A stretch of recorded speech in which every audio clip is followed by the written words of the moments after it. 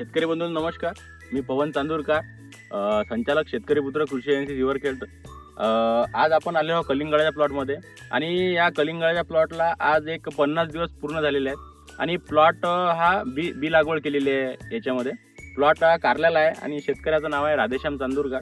तर आपण हा प्लॉट बघू शकता, एक सारखा प्लॉट बसलेला आहे आणि याच्यामध्ये जे सेटिंग आहे ते सेटिंग सध्या चांगल्या प्रकारे सुरू आहे. फळांची दाखवायचं सेटिंग, हे बघा सेटिंग, हे सेटिंग सुरू आहे. एकदम सेटिंगची सुरुवातच प्लॉटला म्हणजे झालेली आहे.